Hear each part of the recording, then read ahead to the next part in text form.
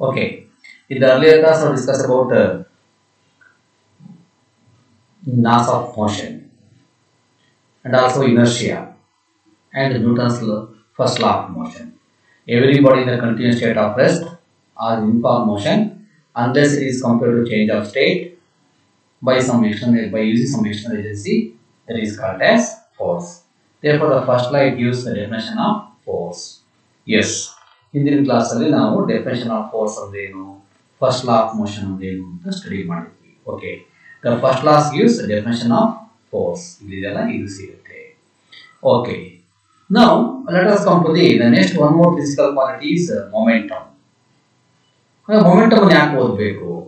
Momentum ಯಾಕೆ ಓದಬೇಕು ಅಂದ್ರೆ second law of motion ಅರ್ಥ ಮಾಡ್ಕೊಳ್ಳೋದು. Yes. What is momentum?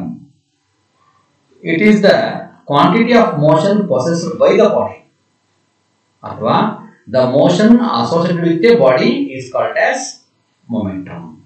The motion associated with a body is also called as momentum. ಯಾವ ವಸ್ತು ಚಲನೆಯಲ್ಲಿ ಇರುತ್ತೋ ಅಥವಾ ಯಾವ ವಸ್ತು ಚಲನೆಯನ್ನು ಪಡೆದುಕೊಂಡಿರುತ್ತೋ ಅದನ್ನು ನಾವು ಏನು ಕರಿತೀವಿ ಅಂತಂದ್ರೆ ಮೊಮೆಂಟಮ್ ಅಂತ ಕರಿತೀವಿ. It is the quantity of motion possessed by the body. ಯಾವ ವಸ್ತು ಚಲನೆಯನ್ನು ಪಡೆದುಕೊಂಡಿರುತ್ತೆ ಅಥವಾ ಚಲನೆಯಲ್ಲಿ ಇರುತ್ತೆ ಅದನ್ನು ನಾವು ಏನು ಕರಿತೀವಿ ಅಂತಂದ್ರೆ ಮೊಮೆಂಟಮ್ ಅಂತ ಕರಿತೀವಿ. ಸೈಕಲ್ ಹೋಗ್ತಾ ಇದ್ದೀವಿ ಅಂದ್ರೆ ನೀವೇ ಒಂದು ಬಾಡಿ, ಸೈಕಲ್ ಒಂದು ಬಾಡಿ, ಎರಡು ಸೈಕಲ್ ಹೋಗ್ತಾ ಇದ್ದಾವೆ, ಚಲಿಸ್ತಾ ಇದೆ, ಅವಾಗ ಅದನ್ನು ಮೊಮೆಂಟಮ್ ಅಂತ ಕರಿತೀವಿ. It is the quantity of motion possessed by the body or it is the motion associated with the body is also called as momentum. ಹಾಗಾಗಿ ಇದು ಲೆಕ್ಕಾಚಾರ ಮಾಡೋದು ಹೆಂಗೆ? The product of mass and velocity. Momentum ಅನ್ನು ನಾವೇನ್ ಮಾಡ್ತೀವಿ ಅಂದ್ರೆ product of mass, ಆ ಬಾಡಿಯ ಮಾಸ್ ಎಷ್ಟು ಮತ್ತೆ ಅದು ಎಷ್ಟು ವೇಗದಲ್ಲಿ ಚಲಿಸ್ತಾ ಇದೆ ಅನ್ನೋದನ್ನ ಪ್ರಾಡಕ್ಟ್ ಮಾಡಿದ್ರೆ the momentum. That is momentum P is equal to m into v, the product of mass into velocity. ಹಾಗೆ the momentum of body depends on the mass of the body and its velocity. Okay, fine. Momentum is a vector quantity. SI unit of momentum is kg meter per second. Yes. The momentum is a vector. That means it's having both magnitude and direction. Already vector ಅಂದ್ರೆ ಅಂತ ಗೊತ್ತಾಗಿದೆ ನಮಗೆ ಈ chapter ಅಲ್ಲಿ. Momentum ಏನಾಗಿರುತ್ತಪ್ಪ ಅಂದ್ರೆ this physical quantity having both magnitude and direction. SI unit of momentum is kg meter per second. Kg meter per second. Okay. Yes. Momentum is a vector quantity. The SI unit of momentum is kg meter per second. ಹೇಗೆ ಬಂತು ಅಂತಂದ್ರೆ mass unit ಏನು? KG. ಕರೆಕ್ಟಾ? Velocity unit ಏನು? Metre per second. therefore kg meter per second is the unit of momentum. ಅರ್ಥ ಆಗುತ್ತಲ್ಲ? ಹೀಗೆ ನೆನಪಿಡಬೇಕು ಯಾವಾಗಲೂ ಯೂನಿಟ್ಸ್ ಅನ್ನ. kg meter per second. Okay. ಈ ಮೊಮೆಂಟಮ್ ಅಂತ ತಿಳ್ಕೊಂಡ್ವಿ ಅಂದ್ರೆ the motion associated with A body is called as momentum. ಯಾವ ವಸ್ತು ಚಲನೆಯನ್ನ ಪಡೆದುಕೊಂಡಿರುತ್ತೋ ಅದನ್ನ ನಾವು ಅಥವಾ ಚಲನೆಯಲ್ಲಿ ಇರುತ್ತೋ ಅದನ್ನ ನಾವು ಮೊಮೆಂಟಮ್ ಅಂತ ಕರಿತೀವಿ. ಅದನ್ನ ಹೆಂಗ್ ಲೆಕ್ಕಾಚಾರ ಮಾಡ್ತೀವಿ ಅಂದ್ರೆ the product of mass into velocity. It is a vector quantity. Its unit is kg meter per second. Yes. Let us come to the second law, Newton's second law of motion. ಬಹಳ beautiful. First law ಓದಿದ್ವಿ. It express the definition of force. ಬಲ ಅಂದ್ರೆ ಏನು ಅನ್ನೋದನ್ನ ಅದು express ಮಾಡುತ್ತೆ. ಹಾಗೆ second ಲಾ ಏನ್ ಹೇಳುತ್ತೆ ಅನ್ನೋ ಕ್ಯೂರಿಯಾಸಿಟಿ. ಸೆಕೆಂಡ್ ಲಾ ಏನ್ ಹೇಳುತ್ತಾಗಿದ್ರೆ ಸೆಕೆಂಡ್ ಲಾ ಏನ್ ಹೇಳುತ್ತೆ ಅಂತಂದ್ರೆ it express the magnitude of force. ಒಂದು ಕಲ್ಲನ್ನ ಹಿಂಗೆ ಎಸಿತೀಯ, ಯಾಕೆ ಎಸ್ತೀವಿ, ಯಾಕೆ ಅದು ಏನಾಗುತ್ತೆ, ಇನ್ನಷ್ಟು ಹೆಂಗ್ ಚೇಂಜ್ ಆಗುತ್ತೆ ಅದೆಲ್ಲದನ್ನು ಬಲ ಅಂತ ಕರಿತೀವಿ. ಎಷ್ಟು ಪ್ರಮಾಣದಲ್ಲಿ ಫೋರ್ಸ್ ಅನ್ನು ಕೊಟ್ಟಿ, ಆ ಕಲ್ಲನ್ನು ಎಸಬೇಕಾದ್ರೆ ಎಷ್ಟು ಫೋರ್ಸ್ ಕೊಟ್ಟಿ, ಎಷ್ಟು ಕೊಟ್ಟಿ, ಸ್ವಲ್ಪ ಕೊಟ್ಟ, ಜಾಸ್ತಿ ಕೊಟ್ಟ, ಇನ್ನೂ ಜಾಸ್ತಿ ಕೊಟ್ವಾ, ಎಷ್ಟು ಕೊಟ್ಟಿವಿ, ಎಷ್ಟು ಅಂದ್ರೆ ಮ್ಯಾಗ್ನಿಟ್ಯೂಡ್ ಪ್ರಮಾಣ. ಎಷ್ಟು ಪ್ರಮಾಣದ ಬಲ ಪ್ರಯೋಗ ಮಾಡಿದೆ, how much of magnitude of force, the quantity of magnitude of force. ಎಷ್ಟು ಪ್ರಮಾಣದ ಫೋರ್ಸ್ ಅನ್ನು ಎಕ್ಸ್ಪೀರಿಯನ್ಸ್ ಮಾಡಿದೆ ಅನ್ನೋದನ್ನ ಇದು ಎಕ್ಸ್ಪ್ರೆಸ್ ಮಾಡುತ್ತೆ. ಅದು ನ್ಯೂಟನ್ ಸೆಕೆಂಡ್ ಲಾ. ಬಹಳ ಇಂಪಾರ್ಟೆಂಟ್ ಆಗಿರ್ತಕ್ಕಂಥ ಲಾ ಇದು ನ್ಯೂಟನ್ ಸೆಕೆಂಡ್ ಲಾ. ಓಕೆ. ಹಾಗಾದ್ರೆ ನ್ಯೂಟನ್ಸ್ ಯಾವ್ದು ಸ್ಟೇಟ್ಮೆಂಟ್ ಕೊಡ್ತಾರೆ? The rate of change of momentum of a body is directly proportional to the applied force. Rate of change of momentum. ಅಂದರ್ಥ ಏನು? Rate of change of momentum. Momentum ಅಂದ್ರೆ ಮೇಲೆ ಓದಿದ್ರಿ ಈಗ, ಹೌದಾ? ಮೊಮೆಂಟಮ್ ಅಂದ್ರೆ motion of the body is called as momentum. Momentum, rate of change of momentum ಅಂದ್ರೆ change in momentum with respect to time. ಸಮಯಕ್ಕೆ ಅನುಗುಣವಾಗಿ ಎಷ್ಟು ಚಲನೆಯಲ್ಲಿ ಬದಲಾವಣೆ ಆಗುತ್ತೆ ಅಂತ ಅರ್ಥ. Rate of change of momentum, change in momentum with respect to time, that is called as rate of change of momentum of a body is directly proportional to the applied force. ನೀವು ಎಷ್ಟು ಬಲ ಪ್ರಯೋಗ ಮಾಡ್ತೀಯೋ ಅದಕ್ಕೆ directly proportional ಆಗಿರುತ್ತೆ, ನೇರ ಸಂಬಂಧವನ್ನ ಹೊಂದಿರುತ್ತೆ. ನೀವು ಜಾಸ್ತಿ ಫೋರ್ಸ್ ಎಕ್ಸ್ಪೀರಿಯನ್ಸ್ ಮಾಡಿದ್ರೆ rate of change of momentum ಜಾಸ್ತಿ ಆಗುತ್ತೆ. ಕಡಿಮೆ ಫೋರ್ಸ್ ಎಕ್ಸ್ಪೀರಿಯನ್ಸ್ ಮಾಡಿದ್ರೆ rate of change of momentum ಕಡಿಮೆ ಆಗುತ್ತೆ. ಅಂದ್ರೆ ಇಟ್ಸ್ ಡೈರೆಕ್ಟ್ಲಿ ಪ್ರಪೋರ್ಷನಲ್, ನೇರವಾಗಿರ್ತಕ್ಕಂಥ ಸಂಬಂಧವನ್ನ ಅಪ್ಲೈಡ್ ಫೋರ್ಸ್ಗೆ ಹೊಂದಿರುತ್ತೆ. The rate of change of momentum of a body is directly proportional to the applied force. Suppose applied force is increases, the rate of change of momentum is also increases. Suppose applied force is decreases, the rate of change of momentum is also decreases. And it takes place in the direction of force. Force ಯಾವ ದಿಕ್ಕಲ್ಲಿ ನೀನು ಬಲ ಪ್ರಯೋಗ ಮಾಡ್ತೀಯಾ ಆ ದಿಕ್ಕಲ್ಲೇ ಈ rate of change of momentum ಆಗುತ್ತೆ ಅನ್ನೋದನ್ನ ಹೇಳುತ್ತೆ. And it takes place in the direction of force. ನೀನು ಯಾವ ದಿಕ್ಕಲ್ಲಿ ಫೋರ್ಸ್ ಅನ್ನ ಬಲ ಪ್ರಯೋಗ ಮಾಡ್ತೀಯೋ ಆ ದಿಕ್ಕಲ್ಲೇ ಏನಾಗುತ್ತೆ ಅಂತಂದ್ರೆ ಸಮಯಕ್ಕೆ ಅನುಗುಣವಾಗಿ ಚಲನೆಯಲ್ಲಿ ಬದಲಾವಣೆ ಆಗುತ್ತೆ. ಬಹಳ ಚೆನ್ನಾಗಿದೆ ಅಲ್ವಾ? ನಾನು ಬಾಲ್ ತಗೊಂಡು ಹಿಂಗೆ ಎಸಿತಾ ಇದ್ದೀನಿ ಅಂತಂದ್ರೆ ನಾನು ಈ ಡೈರೆಕ್ಷನ್ಸ್ ಅಲ್ಲಿ ಫೋರ್ಸ್ ಎಕ್ಸ್ಪೀರಿಯನ್ಸ್ ಮಾಡ್ತಾ ಇದ್ದೀನಿ, ಆ ಡೈರೆಕ್ಷನ್ಸ್ ಅಲ್ಲಿ ಏನಾಗುತ್ತೆ ಆ ಬಾಲ್ ನ ಚಲನೆಯಲ್ಲಿ ಬದಲಾವಣೆ ಆಗುತ್ತೆ ವಿತ್ ರೆಸ್ಪೆಕ್ಟ್ ಟು ಟೈಮ್, ಸಮಯಕ್ಕೆ ಅನುಗುಣವಾಗಿ.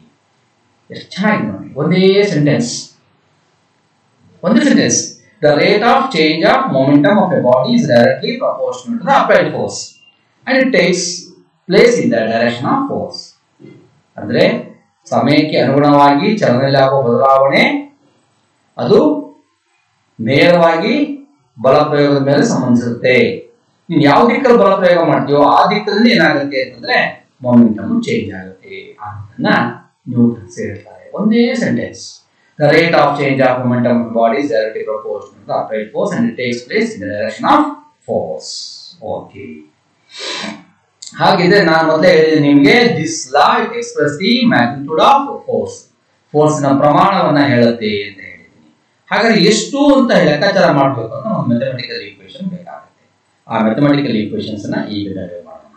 To derive F is equal to ma. F is equal to ma. It expresses the magnitude of force in mathematical form. Mathematical form ಅಲ್ಲಿ ಎಷ್ಟು ಬಲ ಪ್ರಯೋಗ ಮಾಡಿದೆ ಅನ್ನೋದನ್ನ ಎಕ್ಸ್ಪ್ರೆಸ್ ಮಾಡುತ್ತೆ. Yes, ಬನ್ನಿ. Consider a body of mass m moving with a initial velocity u along a straight line. Let a constant force F acts on a body for an interval of time t along this direction of motion. Let v be the final velocity. Consider a body of mass m moving with the initial velocity u. ಒಂದು ವಸ್ತುವಿನ ಮಾಸು m ಅಂತ ತಗೊಳ್ಳೋಣ, ಅದರ ಪ್ರಾರಂಭಿಕ ವೇಗ u ಅಂತ ತಗೊಳ್ಳೋಣ. Along straight ನೇರವಾಗಿ ಚಲಿಸ್ತಾ ಇದೆ. Let A constant force F acts on the body. Constant ಆಗಿರ್ತಕ್ಕಂಥ ಬಲ ಪ್ರಯೋಗವನ್ನ ಫೋರ್ಸ್ ಅನ್ನ ಎಕ್ಸ್ಪೀರಿಯನ್ಸ್ ಮಾಡ್ತಾ ಇದ್ದೀನಿ for interval of time t along it's direction of motion. Let v be the final velocity. v ಅಂತಕ್ಕಂಥ ಅಂತಿಮ ವೇಗ ಆಗಿರುತ್ತೆ, ಆ ವಸ್ತುವಿನ ಅಂತಿಮ ವೇಗ ಆಗಿರುತ್ತೆ ಅನ್ನೋದನ್ನ ಇಲ್ಲಿ ಹೇಳ್ಬೋದು. Yes, initial momentum of the body is equal to mv2. ಯಾಕೆ mass into velocity is called as momentum. Initial momentum, the initial velocity, that is m into u. Final momentum of the body, that is m into v, mass into final velocity. Time taken to producing this change. ಹಿಂಗೆ initial momentum, ಈ momentum change ಆಗುತ್ತಲ್ಲ, ಈ time ಎಷ್ಟು time ತಗೊಳ್ತು ಅನ್ನೋದು t. Change in momentum of the body, initial momentum ಇಷ್ಟಿತ್ತು, final momentum ಇಷ್ಟಿದೆ ಅಂದಾಗ ಇವೆರಡು change ಬದಲಾವಣೆ ಆಗುತ್ತೆ ಅಂತ ಏನ್ ಮಾಡ್ಬೇಕು, ಈ final momentum minus initial momentum ಅನ್ನ ಮಾಡಬೇಕು. ಚೇಂಜ್ ಇನ್ ವೆಲಾಸಿಟಿ, ಇದು 10 ಇದೆ, ಇದು 3 ಇದೆ ಅಂತಂದ್ರೆ 10 ಮೈನಸ್ 3 ಅಂದ್ರೆ 7 7 ಏನ್ ಬರುತ್ತೆ, change in momentum of the body ಬರುತ್ತೆ. mv minus mu is a change in momentum. Therefore, rate of change of momentum of the body, rate of means with respect to time, rate of change of momentum of the body is equal to m into mv rate of change of momentum ಅಂತ ಏನು mv minus mu divided by t ಅಂತ ಬರುತ್ತೆ. ಇದು ಮೊದಲ step. Rate of change of momentum of the body is equal to rate of change of momentum is mv minus mu with respect to time is t. Take it m is common outside. v minus u divided by t. Correct? ಅಂದ್ರೆ ಬರ್ಬೋದು m v minus u divided by t ಅಂತ ಬರ್ಬೋದು. ಯಾಕೆ v minus u ಅಂದ್ರೇನು? Final velocity. This is initial velocity with respect to time. v minus u mass same. ಪ್ರಾರಂಭಿಕ ವೇಗದಲ್ಲಿ ಬರಬೇಕಾದ್ರೆ mass ಅಷ್ಟೇ ಇರುತ್ತೆ, ಲಾಸ್ಟ್ ಗೆ ಬಾಲ್ ಹಿಂಗ್ ಎಸ್ದಾಗ ಕೈಯಲ್ಲಿ ಬಾಲ್ ಇದ್ದಾಗ ಮಾಸ್ ಅಷ್ಟೇ ಇರುತ್ತೆ, ಅಲ್ಲಿ ಹೋಗಿ ಬಿದ್ದಾಗ ಮಾಸ್ ಅಷ್ಟೇ ಇರುತ್ತೆ, ಮಾಸ್ ಏನ್ ಚೇಂಜ್ ಆಗಲ್ಲ. The mass is constant. ವೇಗದಲ್ಲಿ ಬದಲಾವಣೆ ಆಗುತ್ತೆ. This is the initial velocity, this is the final velocity. therefore v minus u means change in velocity. Change in velocity with respect to time is called as acceleration. Rate of change of velocity is called as acceleration. ನೋಡೋಣ ಮುಂದೆ. According to Newton's second law of motion, the rate of change of momentum of the body is directly proportional to the impressive force. ಹೌದಾ? ಅವ್ರು ಹೇಳಿದ್ದಾರೆ ತಾನೆ, ಲಾ ಹೇಳಿದ್ದಾರೆ ತಾನೆ ಇದನ್ನ. Height of directly proportional symbol to directly proportional. m into v minus u divided by t. Rate of change of momentum ಅಂದ್ರೆ m into v minus u divided by t. m v minus u divided by t. Or f is equal to k. K is called as a proportionality constant. ಈ proportionality ಅನ್ನು ತೆಗೆದು is equal to ಅಂತ ಬರೀಬೇಕಾದ್ರೆ ಅದೊಂದು constant value ಬೇಕಾಗುತ್ತೆ mathematically. ಆವಾಗ ಇದನ್ನ ನಾವು k ಅಂತ ಬರ್ಕೊಂಡಿದ್ದೀವಿ. ಏನ್ k ಅಂತ ಬರ್ಕೋಬೇಕು, ಬೇರೆ ಯಾವ್ದಾದ್ರು ಬರ್ಕೊಳ್ಳೋದು ಬರೀಬೇಕು. where k is the constant of proportionality, where z is the constant of proportionality. ನೀವೇನ್ ತಗೊಂತೀರ ನಾವು ಯೂಶುವಲ್ ಆಗಿ ಪ್ರಪೋರ್ಷನಾಲಿಟಿ ಕಾನ್ಸ್ಟೆಂಟ್ಸ್ ಅನ್ನ k ಅಂತ ಫಿಸಿಕ್ಸ್ ಅಲ್ಲಿ ಯೂಸ್ ಮಾಡ್ತೀವಿ, ಅದಕ್ಕೆ ಇದನ್ನ k ಅಂತ ಬರ್ಕೊಳ್ಳಿ. k into m into v minus u divided by t. m into v minus u divided by t. Yes, the rate of change of velocity of the body is equal to acceleration. Already ಗೊತ್ತು ನಿಮಗೆ. ಹಾಗೆ the rate of change of velocity v minus u divided by t. a is equal to v minus u divided by t. ಹಾಗಿದ್ರೆ ಈ ಫಾರ್ಮುಲಾದಲ್ಲಿ v minus u divided by t ಇದ್ದಲ್ಲಿ a ನ substitute ಮಾಡಿ. f is equal to k into ma. Yes, the value of k is made equal to 1 by defining unit force. ಬರ್ತೀನಿ ಮುಂದೆ ಬರ್ತೀನಿ. f is equal to k into ma. This is the force. ಇದು force. According to Newton's law, f is equal to k into ma ಅಂತಾನೆ ಬರೀಬೇಕು. ಆದ್ರೆ ನಾವೇನ್ ಬರ್ತೀವಿ f is equal to ma ಅಂತ ಬರ್ತೀವಿ. ಹಾಗಾದ್ರೆ k is equal to ಏನಾಗಬೇಕಾಯ್ತು, ಹಂಗಾರೆ 1 ಆಗಬೇಕಾಯ್ತು. k is equal to ಏನಾಗಬೇಕು, 1 ಆಗಬೇಕು. ಬನ್ನಿ ಈಗ the value of k is made equal to 1 by defining the unit force. ಯಾವಾಗ k is equal to 1 ಆಗುತ್ತೋ ಆವಾಗ this f is called as a unit force. ಬರೋಣ ಈಗ. Unit force is that force which when acting on a body of unit mass produces a unit acceleration. ಯಾವುದೇ ಒಂದು body ಮೇಲೆ force experience ಮಾಡಿದಾಗ unit mass ಮೇಲೆ unit acceleration ಬರಲಿಕ್ಕೆ ನಾವು ಎಷ್ಟು ಫೋರ್ಸ್ ಎಕ್ಸ್ಪೀರಿಯನ್ಸ್ ಮಾಡ್ತೀವಿ ಅದು ಯೂನಿಟ್ ಫೋರ್ಸ್ ಆಗಿರುತ್ತೆ ಅಂತ ಈ ಡೆಫಿನಿಷನ್ ಹೇಳುತ್ತೆ. Suppose f is equal to 1 when m is equal to 1 and a is equal to 1, substituting these values in equation 1 above equation, that is f is equal to 1 k into 1 into 1 m1 k 1 ಹಾಕಿದ್ರೆ k is equal to 1 ಬಂತು. Substituting the value of k is equal to 1 equation 1, f is equal to ಇದೇ equation k is equal to 1 ಆದ್ರೆ f is equal to ಏನಾಗುತ್ತೆ, m ಆಗುತ್ತೆ. ಏನಿದು ಕತೆ, ಒಂದೊಂದು ಯಾಕೆ ತಗೋಬೇಕು, ಏನಿದೆ f is equal to ma, f is equal to k into ma ಇರೋದು, f is equal to k into ma ಇರೋದು, f is equal to 1 ಆಯ್ತು, ಬೇಕಾದ್ರೆ k is equal to 1 ಆಯ್ತು. ಅಂದ ಅರ್ಥ ಏನು, ಇಲ್ಲಿ ಹೇಳಿದ್ವಿ ನಾವು m is equal to 1, a is equal to 1. You know the unit vector.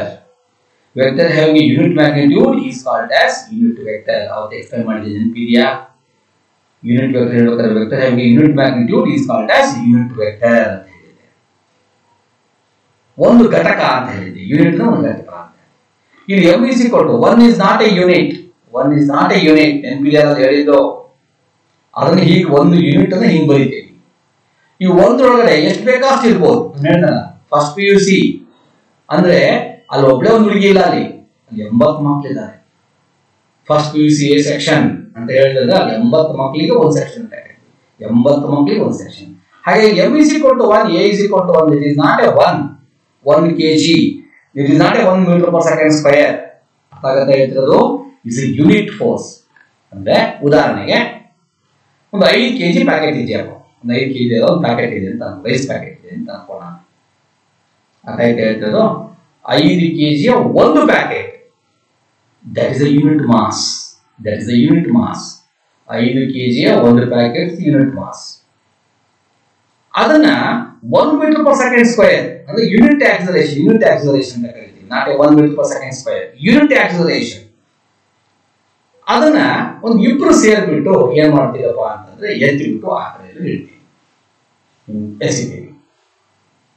ಅದು ಯೂನಿಟ್ ಆಕ್ಸಲರೇಷನ್ ತಗೊಳುತ್ತೆ. ಒಂದು ಇಬ್ರು ಮೂರು ಜನ ಸೇರಿದಂತ ಏನು, it's a 1 unit, it's a 1 unit.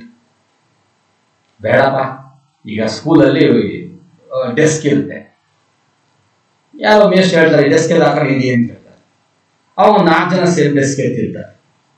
4 ಜನ ಸೇರಿ ಆ 4 ಜನ ಸೇರಿದಾಗ ಒಬ್ಬನ್ ಜಾಸ್ತಿ ಒಬ್ಬನ್ ಕಡಿಮೆ, ಇನ್ನೊಬ್ಬನ್ ಜಾಸ್ತಿ ಇನ್ನೊಬ್ಬನ್ ಕಡಿಮೆ, ಎಲ್ಲರೂ ಸೇರಿ ಒಂದು ಬಲ ಪ್ರಯೋಗ ಮಾಡಿ ಎತ್ತಿರ್ತಾರೆ. ಆ ಬಲ ಪ್ರಯೋಗ ಮಾಡ್ಬೇಕಾದ್ರೆ ಅಷ್ಟು ಸೇರಿ ಮಾಡಿದಲ್ಲ, that's a unit force, that is F is equal to 1. ಅರ್ಥ ಆಗ್ತಿದೆಯಾ? ಎಲ್ಲರೂ ಸೇರಿ ಅನ್ನೋ ಅರ್ಥ F is equal to 1 ಅಂದ್ರೆ 1 ನ್ಯೂಟನ್ ಅಂತಲ್ಲ. ಫೋರ್ಸ್ ಯೂನಿಟ್ ಏನು? ನ್ಯೂಟನ್. ಹಾಗಾದ್ರೆ 1 ನ್ಯೂಟನ್ ಫೋರ್ಸ್ ಎಕ್ಸ್ಪೀರಿಯನ್ಸ್ ಮಾಡಲ್ಲ, ಎಷ್ಟು ಬೇಕಾಷ್ಟು ಮಾಡಿರ್ಬೋದು, ಬಟ್ ಎಲ್ಲರೂ ಸೇರಿ ಮಾಡಿದ್ದಾರೆ ಅಂತ. ಹಾಗಾಗಿ ನಾವು F is equal to ma ಅಂತ ಬರೀತಿದೀವಿ ಅಂತಂದ್ರೆ that should be a unit force acting on a body. ಅದಕ್ಕೆ ನೀವು ಯಾವ ತರ ಬರೀಬೇಕಾದ್ರೆ ಹಿಂದೆ ಹೈಸ್ಕೂಲ್ ಹೇಳ್ಬಿಡ್ತೀರಿ, ಫೋರ್ಸ್ ಅಂದ್ರೆ F is equal to ma. No, force ಅಂದ್ರೆ F is equal to k into ma. Unit force ಅಂದ್ರೆ F is equal to ma. The unit force acting on a body ಅಂತ ಪಾಠ ಮಾಡ್ತೀವಿ, ಮುಂದೆ ಚಾಪ್ಟರ್ ಪಾಠ ಮಾಡ್ತೀವಿ. The unit force acting on a body ಅಂತ ಹೇಳ್ತೀವಿ. ಅವಾಗ ಅನ್ಕೋಬೇಕು F is equal to ma ಅಂತ ಹೇಳಿ. ಅಂದ್ರೆ F is equal to ma ಅಂದ್ರೆ ಯೂನಿಟ್ ಫೋರ್ಸ್, ಎಲ್ಲರೂ ಸೇರಿ ಮಾಡ್ತಕ್ಕಂಥ ಕೆಲಸ. Yes. The next one is weight. Weight. The force exerted by the earth on the object is called weight of the object. ನೋಡಿ ಎಂತ ಬ್ಯೂಟಿಫುಲ್ ಅಲ್ಲ. The force exerted by the earth on the object is called weight of the object. ಭೂಮಿಯು ಒಂದು ವಸ್ತುವಿನ ಮೇಲೆ ಬಲ ಪ್ರಯೋಗ ಮಾಡ್ತಾ ಇದ್ರಿ, ಪೆನ್ನ ಬಿಟ್ಟರೆ ಕಾವು ಬೀಳುತ್ತೆ. The force exerted by the earth on the object, on an object, ಈ ಆಬ್ಜೆಕ್ಟ್ ಮೇಲೆ ಭೂಮಿ ತನ್ನ ಬಲವನ್ನ ಪ್ರಯೋಗ ಮಾಡುತ್ತೆ. ಹೀಗೆ ಬಲ ಪ್ರಯೋಗ ಮಾಡೋದನ್ನ ನಾವು ಏನ್ ಕರಿತೀವಿ ಅಂದ್ರೆ ವೇಟ್ ಅಂತ ಕರಿತೀವಿ. The force exerted by the earth on an object, ಒಂದು ವಸ್ತುವಿನ ಮೇಲೆ ಭೂಮಿ ಬಲ ಪ್ರಯೋಗ ಮಾಡಿದೆ, ಅದಕ್ಕೆ ಗುರುತ್ವಾಕರ್ಷಣ ಬಲ ಅಂತ ಕರಿತೀವಿ. ಅದ ಅಡ್ಜಸ್ಟ್ ಗ್ರಾವಿಟೇಷನಲ್ ಫೋರ್ಸ್ ಅಂತ ಕರಿತೀವಿ, ಅದ ಗುರುತ್ವಾಕರ್ಷಣ ಬಲ ಅಂತ. The force exerted by the earth on an object is called weight of the object. This force directed towards center of the earth. ಹೌದಲ್ವಾ? ಯಾರೋ ಒಂದು ವಸ್ತು ಬಿಟ್ರೆ ಭೂಮಿ ಕಡೆನೇ ಹೋಗ್ತೀವಿ. ಅರ್ಥ ಆಗುತ್ತೆ ಹೇಳ್ತಿರೋದು? Yes. A freely falling body experience an acceleration A is equal to G is equal to 9.8 meter per second square. 9.8 meter per second. And the force F acting on the body is weight of the body W. So from F is equal to ma, W is equal to m into g. F is equal to ma ಏನ್ ಬರ್ಕೊಂಡಿದ್ದೇವಲ್ಲ, a ಬಂದು g ಬರ್ಕೊಳ್ತೀವಿ. ಆಕ್ಸಿಲೇಟ್ ಆಗುತ್ತೆ, ಕೆಳಗೆ ಹೋಗುತ್ತೆ. ಅಂದ್ರೆ force experience, ಇದಕ್ಕೆ body mass ಇದೆ, ಈ body mass ಇದೆ, ಫೋರ್ಸ್ ಎಕ್ಸ್ಪೀರಿಯನ್ಸ್ ಆಗುತ್ತೆ, ಅವಾಗೇನಾಗುತ್ತೆ, ನಿಮ್ಗೆ ಆಕ್ಸಿಲೇಟ್ ಆಗುತ್ತೆ.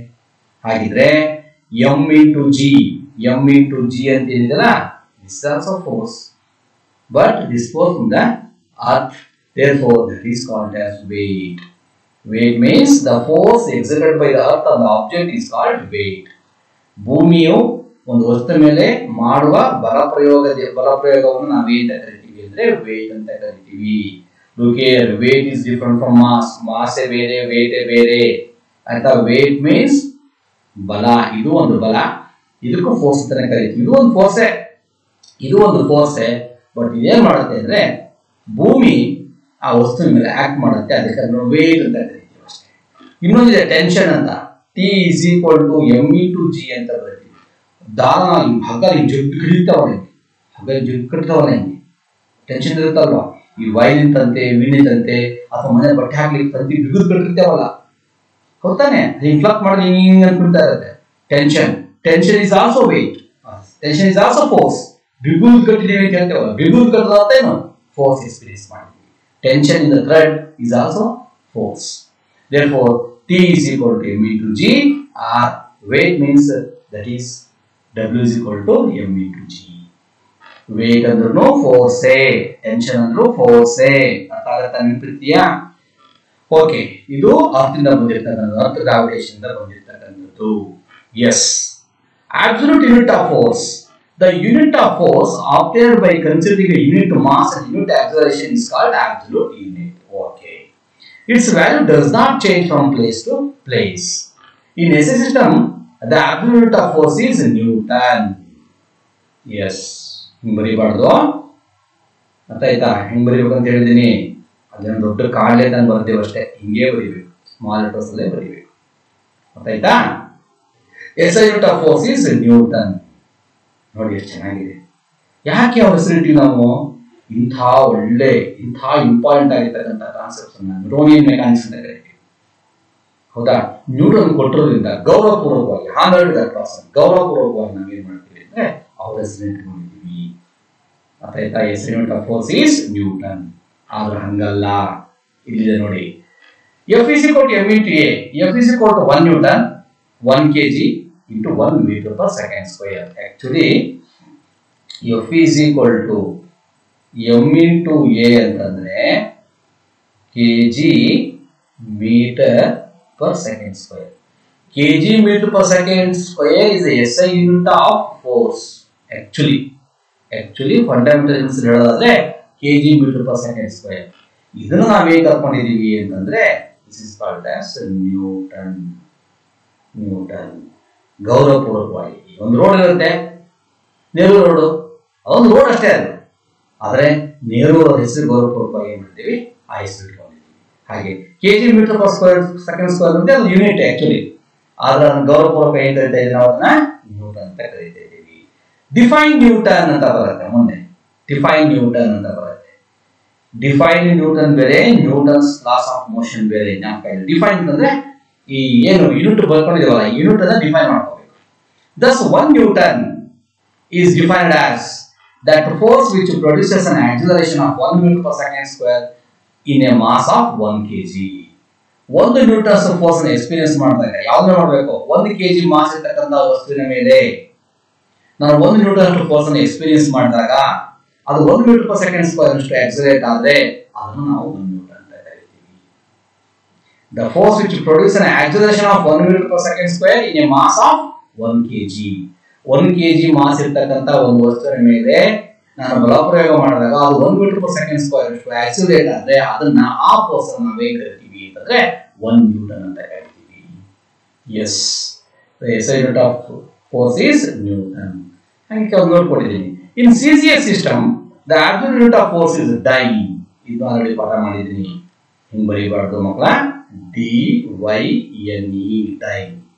1 dyne is equal to 1 gram into 1 centimeter per second square. ಯಾಕೆ? CCS ಅದೇನಾಗುತ್ತೆ, ಕೆಜಿಗೆ unit gram, acceleration unit centimetre per second square, metre per second square centimetre per second square ಆಗುತ್ತೆ. 1 gram into 10 to -10 1 gram centimeter per second square.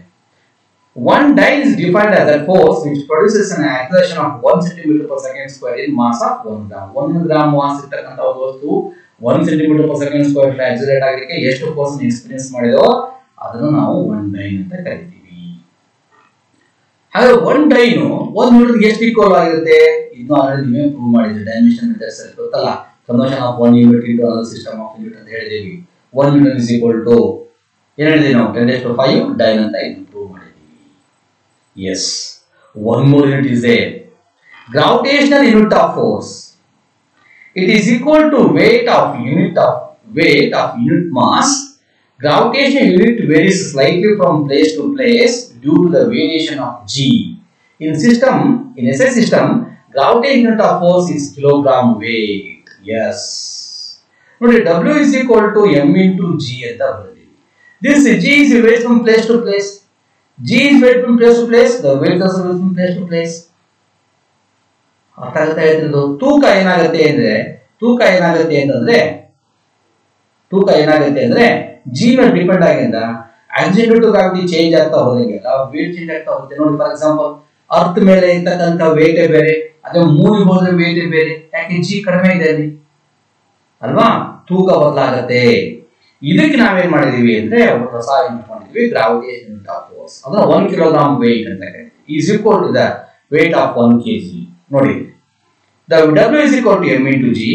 The unit of 1 kg weight is a gravitational of force. Weight under force ಅಂತ ಹೇಳಿದೀನಿ. 1 kg weight is equal to 1 kg into g means 9.8 meter per second square. 9.8 kg meter per second square. kg meter per second square is called as Newton. ಅಲ್ಲಿ 1 kg weight ಅಂತ ತಂದ್ರೆ ನಾವು 1 kg weight ಅಂದ್ರೆ that equal to 9.8 Newton in the SI system. ಯಾವುದೇ ನೆನಪಿಟ್ಕೊಳ್ಳಿ ಮಕ್ಕಳ, ಯಾವುದೇ unit ಅಲ್ಲಿ ಕೊಟ್ಟರು ಇಡೀ ಫಿಸಿಕ್ಸ್ ಅಲ್ಲಿ ಯಾವಾಗ ಬೇಕಾಗಿರ್ಬೋದು, ಯಾವುದೇ ಯೂನಿಟ್ ಅಲ್ಲಿ ಕೊಟ್ಟರು it should be converted into SI system. SI system ನೀವು ಕನ್ವರ್ಟ್ ಮಾಡಲೇಬೇಕು. ನಾವು 1 kg weight ಅಂತ ಲೆಕ್ಕ ಕೊಟ್ವಿ ಅಂತಂದ್ರೆ ನೀವು ಅದನ್ನ ನ್ಯೂಟನ್ ಕನ್ವರ್ಟ್ ಮಾಡಬೇಕು. ಒಂದು ಪ್ರಾಬ್ಲಮ್ ಮಾಡ್ಕೊಂಡು ಹೇಳ್ತೀವಿ, the body of the force experienced in the body of 2 kg is 10 kg weight ಅಥವಾ 9 kg weight ಅಂತ ಪ್ರಾಬ್ಲಮ್ ಅನ್ನು ಕೊಟ್ಟಿರ್ತೀವಿ. 9 kg weight ಅಂತ ಕೊಟ್ವಿ ಅಂದ್ರೆ ನೀವು ಅವಾಗ ಏನ್ ಬರ್ಕೋಬೇಕು, force is equal to 9 kg weight is equal to 9 into 9.8 newton ಅಂತ ಇದನ್ನ ಕನ್ವರ್ಷನ್ ಮಾಡಬೇಕು. 79 ಸಮಥಿಂಗ್ ಬರುತ್ತೆ, ಅದನ್ನ ಬರೀಬೇಕಾಗುತ್ತೆ. ಆಯ್ತಾ? Therefore, thus 1 kg weight is defined as force with which body of mass 1 kg is attracted by the earth towards its center. The gravitational force is equal to G, absolute unit of force. Remember the 9.8. 9.8 absolute unit of gravity ಬರೀತಾನೆ ಅದಕ್ಕೆ equivalent ಆಗುತ್ತೆ ಅಂತ ಹೇಳ್ತೀವಿ. Yes. ಹೀಗೆ ನಾವು second ಲಾದಲ್ಲಿ ಏನನ್ನ ಕಲಿತೀವಿ ಅಂತಂದ್ರೆ to express the magnitude of force. The first law it expresses the definition of force. The second law it expresses the magnitude of force. Magnitude of force by mathematical form is F is equal to K into MA. But in the unit force, F is equal to MA. In the gravitational force acts in the body, then that is called as weight. Weight is also force. The tension is also force. Then the SI unit of force is Newton. In CG system of unit is dyne. Then the gravitational unit of force is kg weight. Look here. Difference between mass and weight. Difference between mass and weight. ಕಾಣ್ತಿದೆಯಲ್ವಾ? Yes. Mass ಅಂದ್ರೆ ದ್ರವ್ಯರಾಶಿ, wait ಅಂದ್ರೆ ತೂಕ. ಮಾಸೆ ಬೇರೆ, ದ್ರವ್ಯರಾಶಿನೇ. Mass ಅಂದ್ರೆ ದ್ರವ್ಯರಾಶಿ, wait ಅಂದ್ರೆ ತೂಕ. ಮಾಸೆ ಬೇರೆ, ವೇಟೇ ಬೇರೆ. ಸರಿಯಾಗಿ ಗೊತ್ತಿರಲಿ. ಇದನ್ನ ನೆಕ್ಸ್ಟ್ ಕ್ಲಾಸ್ ಅಲ್ಲಿ ಡಿಸ್ಕಸ್ ಮಾಡೋಣ.